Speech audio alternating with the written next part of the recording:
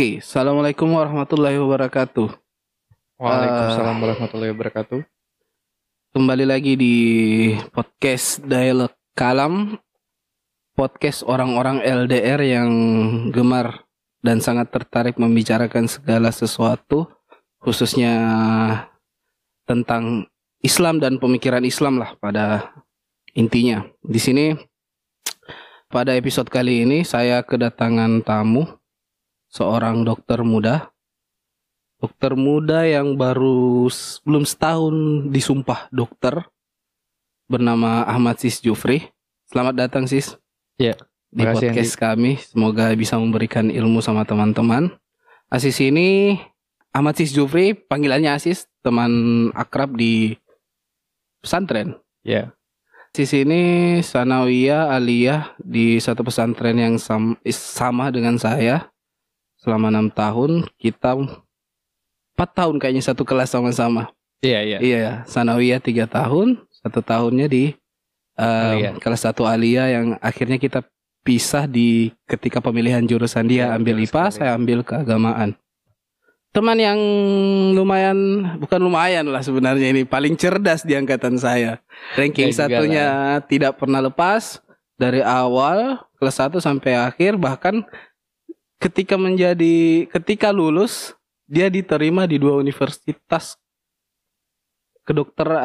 dengan jurusan kedokteran sekaligus, di Unhas dan di UIN Syarif.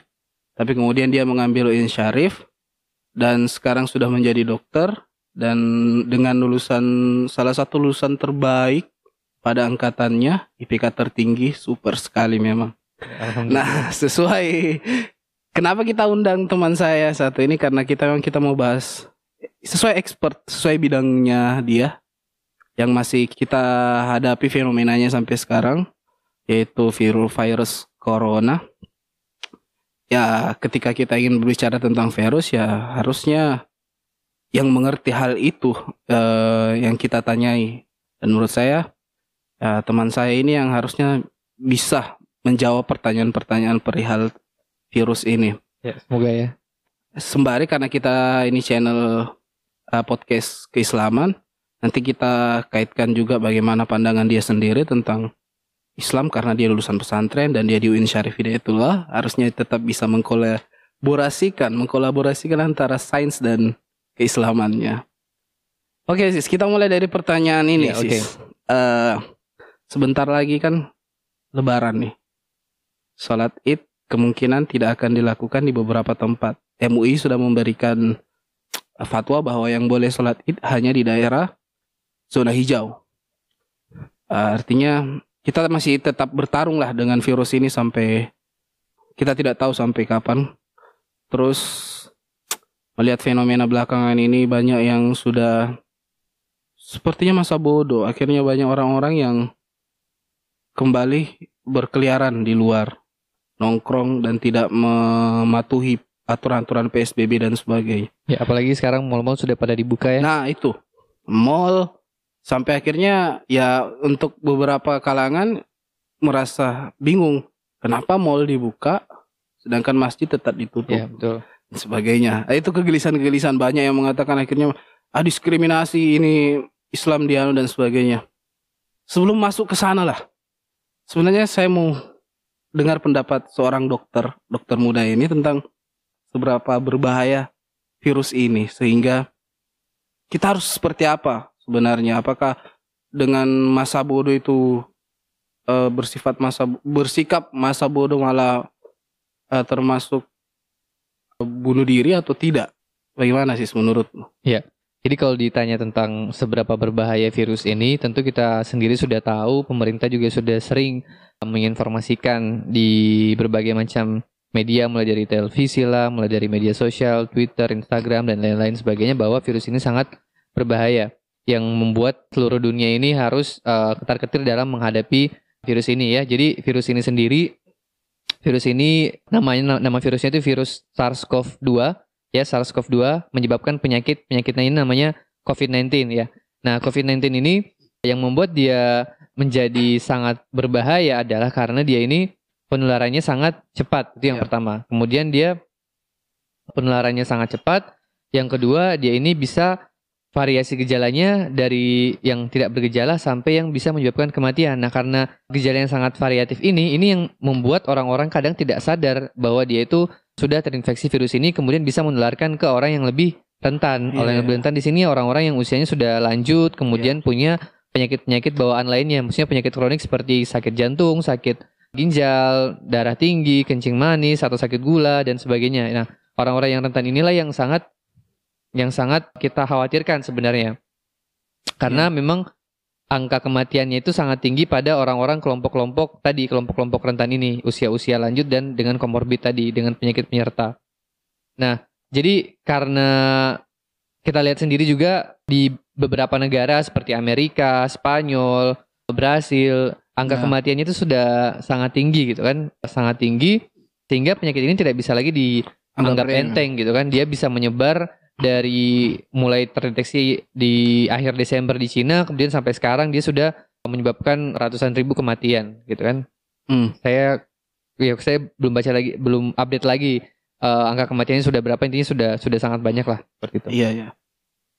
Iya sih. Kalau dari berita-berita yang kita lihat kan sebenarnya sudah banyak berita yang menjelaskan emang virus ini bukan virus main-main sebenarnya. Jumlah yang meninggal memang sudah ratusan ribu. Terus tapi yang jadi masalah adalah masih banyak lah. Ada suara-suara minor atau enggak tahu ini bisa di suara minor atau sekarang lagi memang berubah menjadi mayor. Suara-suara yang menganggap bahwa virus ini tidak seberbahaya yang diberitakan. Dan virus sebenarnya media yang membuat ini menjadi berbahaya. Bahkan ada yang lebih ekstrem lah tentang teori konspirasi. Kita tahu sama-sama kira-kira ini yang lagi rame. Ada beberapa tokoh yang membahas. Pertama yang anak punk, drummer Superman is Dead, kita tahu sama Jerings. Yang kedua Deddy Corbuzier. Yang salah satu mengatakan bahwa ini konspirasi dan sebagainya. Dan beberapa tokoh lah yang mengakibatkan sebenarnya saya tidak tahu apakah justru dengan saya dengar dari pendapat dari Jerings bahwa dia bertujuan baik bahwa membuka kedok bahwa virus ini tidak berbahaya dan seharusnya kita bisa lawan, dalam artian ini hanya akal-akalan elit global yang katanya enggak tahu bayangan dia tentang elit global itu seperti apa ya, saya tidak ngerti. Pokoknya ada kekuatan besar yang mengendalikan bahwa sehingga virus ini muncul. Menurutmu melihat fenomena teori konspirasi ini bagaimana sih? Iya, jadi memang saya juga sudah mendengar beberapa statement-statement dari orang-orang yang mendukung bahwa pandemi COVID-19 ini hanyalah sebuah konspirasi gitu kan. Salah satu statementnya adalah bahwa penyakit ini sebenarnya tidak seberbahaya itu. Penyakit ini sebenarnya hanya seperti flu biasa. Kemudian tidak ada orang yang meninggal gara-gara pure betul-betul karena penyakit COVID ini aja ya. Padahal sebenarnya berdasarkan data terdapat orang-orang yang meninggal betul-betul karena COVID-19 ini. Jadi dia tidak punya penyakit penyerta atau komorbid seperti penyakit gula tadi dan sebagainya, tapi dia meninggal gara-gara pure karena virus corona ini. Berarti ada yang pure. Iya, berarti ada. Walaupun sebenarnya angkanya memang tidak sebanyak yang meninggal karena usia lanjut dan punya penyakit penyerta ya. Nah, sebab mungkin salah satu penyebab kenapa muncul teori-teori konspirasi seperti ini, maksudnya salah satu yang dipahami oleh sebagian orang yang mendukung teori konspirasi ini adalah mereka memahami penyakit ini secara setengah-setengah gitu kan. Maksudnya memang angka dari beberapa penelitian yang sudah dilakukan, data-data yang sudah terkumpulkan, memang angka kematiannya itu lebih tinggi pada orang yang lanjut usia dan dengan penyakit penyerta. Sedangkan yang masih muda, sistem imunnya bagus, itu angka kematiannya itu rendah ya, cenderung rendah. Nah, karena mereka melihat bahwa angka kematiannya sebagian besar rendah, kemudian dari gejalanya juga kan banyak yang banyak beredar bahwa gejalanya ringan, kemudian bahkan tidak bergejala tapi ternyata positif. Nah, itu yang disalahartikan. Jadi kita nggak bisa hanya karena ketika virus ini menyerang orang usia muda dengan sistem imun yang kuat, kemudian nanti penyakitnya tidak seberbahaya itu, tapi kita juga harus melihat dari sisi orang-orang yang rentan tadi. Virus ini sangat mudah menular gitu kan. Jadi ketika kita menganggap enteng, saya mungkin anak-anak muda atau orang-orang yang masih usianya masih ya dewasa lah, mungkin di bawah 45 tahun merasa bahwa saya masih usia-usia sistem imunnya kuat lah apa segala macam, sehingga merasa saya tidak takut loh dengan virus corona, kan seperti flu biasa. Tapi kita juga harus memikirkan bagaimana kondisi orang-orang yang lanjut usia yang ada di sekitar kita, yang mungkin ada di rumah kita, atau mungkin kita berpapasan dengan mereka saat berada di transportasi umum atau di tempat-tempat tertentu sehingga berpotensi menularkan ke mereka. Nah, inilah yang harus kita pahami bahwa virus ini berbahayanya di situ gitu loh. Jadi nggak bisa dipahami secara setengah-setengah seperti itu. Kemudian juga ada yang pikirlah masalah teori konspirasi itu yang tentang vaksin segala macam yang disisipin chip lah segala macam itu.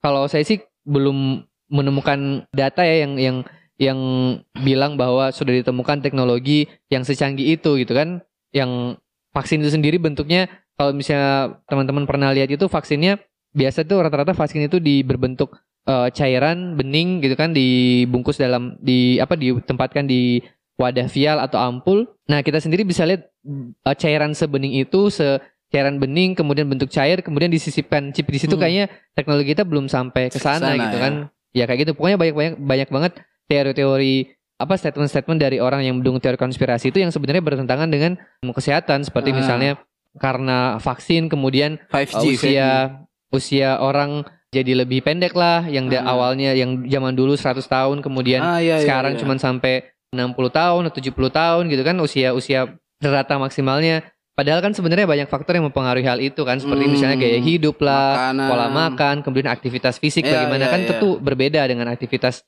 fisik orang zaman sekarang dengan orang zaman dulu kan. Sekarang kan udah yang populer namanya kaum rebahan gitu kan, dari namanya aja kaum rebahan gitu kan. Zaman dulu kayaknya orang-orang masih pada beraktivitas di luar kan kalau kita lihat nenek-nenek moyang kita. Nah, jadi mungkin itu banyak faktor lah yang menyebabkan usia orang zaman dulu sama sekarang itu berbeda gitu kan. Bukan karena usia maksimalnya, bukan karena vaksinnya. Jadi banyak faktornya gitu. Kita tidak bisa serta-merta menyalahkan vaksin. Justru vaksin sebenarnya kalau kita belajar lebih dalam lagi, justru vaksin itu yang memberikan banyak manfaat gitu loh. Ya, iya. Kemudian yang menular lewat satelit 5G segala macam lah ya. Itu kalau dihubungkan dengan ilmu kedokteran gimana caranya gitu kan? Maksudnya kadang kita aneh juga ngedengarnya tentang hoax-hoax yang beredar semacam itu. Iya, karena kenapa sampai ada berita seperti itu kan, karena yang membuat vaksin katanya Bill Gates. Ya, akhirnya kenapa teori ini muncul bahwa ada kaitannya sama teknologi chip, jaringan 5G dan sebagainya, karena Bill Gates adalah bidangnya di bidang teknologi begitu. Dan dia ikut campur dalam pembuatan vaksin. Ya pasti ada, menurut yang punya teori ini ya pasti ada sesuatu di baliknya. Salah satunya ini ya menurut dia penyebaran virus ini dari jaringan 5G, atau nanti vaksin ini bisa ada chipnya. Chip gitu ya, yang bisa mengontrol kehidupan orang gitu. Nah iya. Sehingga ketika argumentasi mereka, misalnya Jerings mengatakan bahwa tidak masuk akal kenapa sampai seorang ahli teknologi bisa berbicara tentang itu. Kenapa kalau Bill Gates diizinkan berbicara tentang COVID, Corona, dan bahkan bisa bikin sampai vaksinnya, kenapa seorang Jerings yang musisi, anak punk, bisa dilarang untuk berbicara tentang itu? Itu argumen mereka, sehingga ada double standard menurut Jerings. Bagaimana menurutmu sih? Ya. Kalau untuk vaksin sendiri sih setahu saya, memang sekarang masih vaksinnya kan belum ada kan, virus baru. Jadi sekarang yang dilakukan adalah mengembangkan vaksinnya, dan pengembangan dalam pembuatan vaksin itu tidak langsung jadi, tapi melalui banyak proses lah, diuji cobakan ke hewan dulu lah, kemudian nanti ke manusia, baru kemudian setelah dilihat responnya terhadap manusia, baru kemudian didistribusikan secara global. Pun yang membuat vaksin atau yang mengembangkan vaksin ini pun tidak hanya Amerika ya, jadi banyak negara. Jadi negara manapun yang punya teknologi yang mumpuni juga bisa mengembangkan vaksin ini ya. Kemudian untuk masalah Bill Gates itu, ya saya sebenarnya belum pernah. Kalau Jaring kan selalu kalau tadi dari statementnya kan selalu menuduh Bill Gates lah yang atau pendukung teori konspirasi mengatakan bahwa ada kaitannya dengan Bill Gates. Ya, padahal saya sebenarnya tidak pernah mendengar, belum mendengar statement dari Bill Gates yang ngomong tentang vaksinasi. Maksudnya bisa saja dalam hal ini Bill Gates sebenarnya hanya membantu dalam mensupport dalam bidang teknologi gitu kan. Padahal penelitian dalam pendanaan lah, mulai dari pendanaan, kemudian mulai dari teknologinya kan dalam pengembangan vaksin juga tidak hanya dibutuhkan ilmu-ilmu medis, sains medis saja, tapi ya maksudnya dari medis saja, tapi juga perlu didukung oleh teknologi-teknologi yang mumpuni. Mungkin karena Bill Gates dari orang teknologi, atau mungkin juga dia punya dana yang cukup besar sehingga dia bisa membantu dalam pengembangan vaksin ini, gitu kan? Oh begitu, ya. Menurut saya sih gitu ya. Ya berat memang, jangan sampai. Ya. Saya juga yang terjadi sebenarnya kan dampak dari ya seperti saya bahas dari awal itu, bahwa dampak yang terjadi ketika orang menganggap virus ini ternyata tidak seberbahaya itu adalah orang semakin berani keluar, semakin masa bodoh gitu kan. Ya seperti saya tidak tahu yang lagi viral itu, katanya dia tidak cuci tangan, YouTuber. Oh iya. Nah, tidak tahu apakah dia korban dari teori konspirasi atau tidak, tapi menurut saya ada banyak orang-orang yang menganggap remeh seperti ini. Padahal dia punya niat baik ya. Yang saya pegang dari, yang saya tangkap dari Jerings itu, selain ya terlepas itu benar atau tidak ya dia berbicara apapun tentang konspirasi, tapi kan yang saya tangkap dia punya niat baik bahwa seharusnya kita tidak terlalu takut menghadapi ini, karena ketika orang takut imunitasnya katanya turun dan itu malah lebih gampang terkena virus. Nah, dia mengakui bahwa virus itu ada memang sebenarnya, tapi dia bahkan mengakui bahwa dia cuci tangan, dia menggunakan masker, dia menggunakan pokoknya aturan kesehatan dia terapkan semua. Cuman yang dia tekankan adalah dia selalu bilang, buang televisimu untuk apa? Untuk tidak ditakut-takuti media akan, dan sehingga membuat orang imunitas kita turun, yang bahkan lebih ya membahayakan kita gitu. Kalau imunitas kuat, artinya walaupun kita terinfeksi kita bisa melawan infeksi tersebut. Ya itu kan? Mungkin yang ingin yang mau salah satu keinginan Jerings itu di situ. Iya, memang sih sekarang ini banyak masyarakat yang merasa stres, merasa tertekan dengan mungkin khawatirnya saya takut terkena corona, apakah sedikit-sedikit ketika misalnya gejalanya batuk atau demam langsung berpikiran apakah mungkin saya corona gitu kan, segala macam. Ya memang sih mungkin tadi maksud dari Jerings atau pendukung-pendukung teori konspirasi itu menyampaikan pesan kepada kita bahwa kita tidak boleh terlalu takut. Itu benar karena maksudnya benar bahwa kita sebaiknya tidak terlalu takut sehingga kita menjadi stres untuk memikirkan tentang virus corona ini. Tapi yang diperlukan dari kita adalah waspada. Gitu. Jadi kita tidak boleh terbawa oleh rasa takutnya sehingga kita stres, kemudian sistem imun kita turun. Walaupun karena memang stres itu bisa berpengaruh kepada sistem imun, ya kan? Nah, tapi yang perlu kita pegang adalah kita harus waspada, gitu kan? Kita harus menerapkan protokol-protokol kesehatan yang sudah sering dihimbaukan oleh pemerintah kan, tentang sering-sering cuci tangan, kemudian jaga jarak, kemudian menggunakan masker terutama saat keluar rumah gitu kan.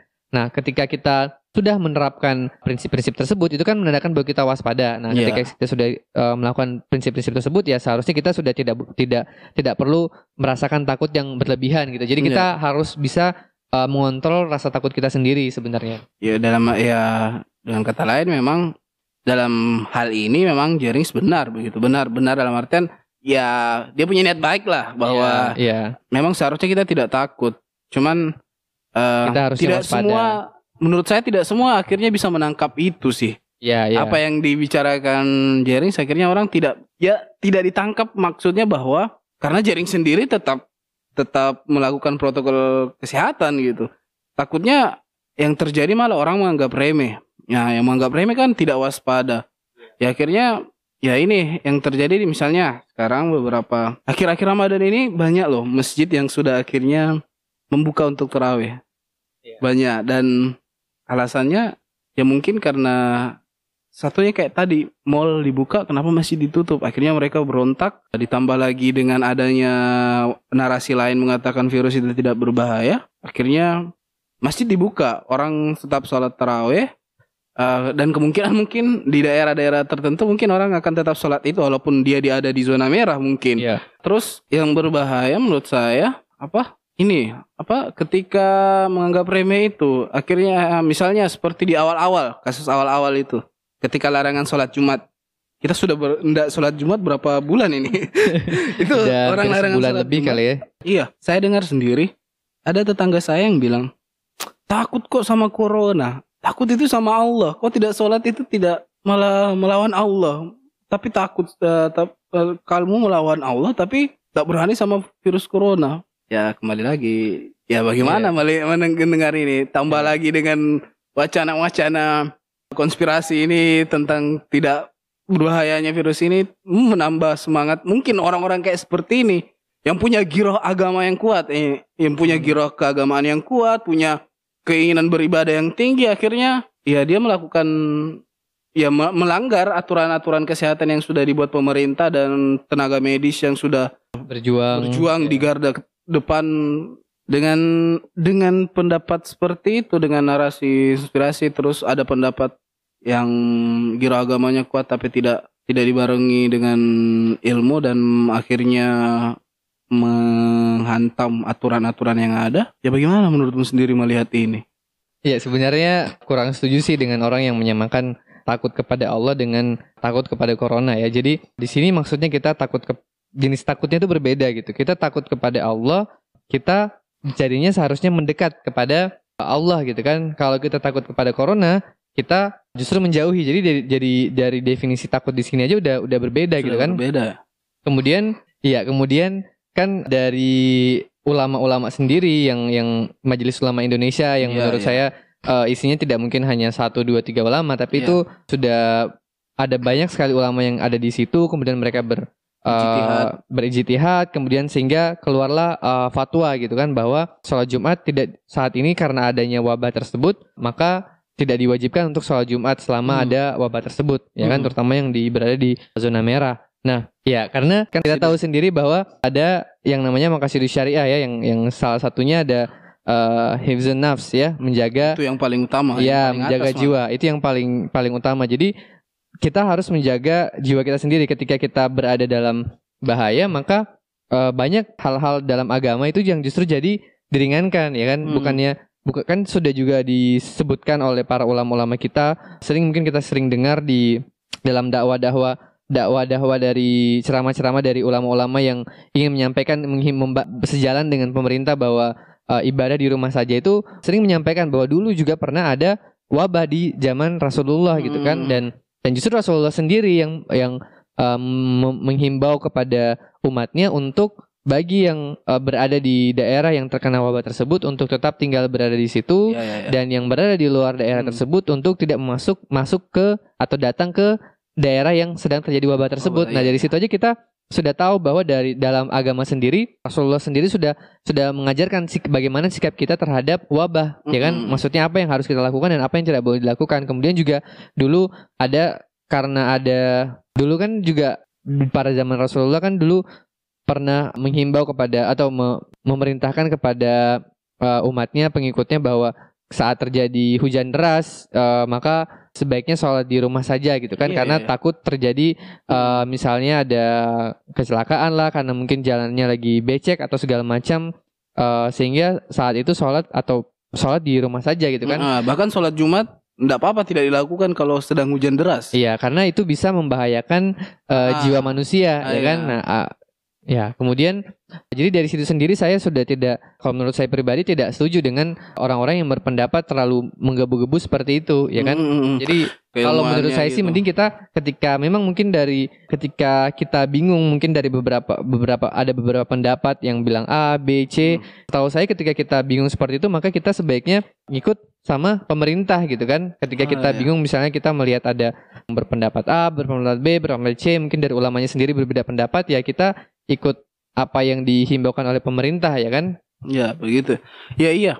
Sama sebenarnya ketika saya ayat Al-Quran sendiri sebenarnya ya mengatakan bahwa secara maknawi bahwa ketika kamu tidak tahu sesuatu, maka bertanyalah kepada yang ahlinya. Itu dalam teks loh.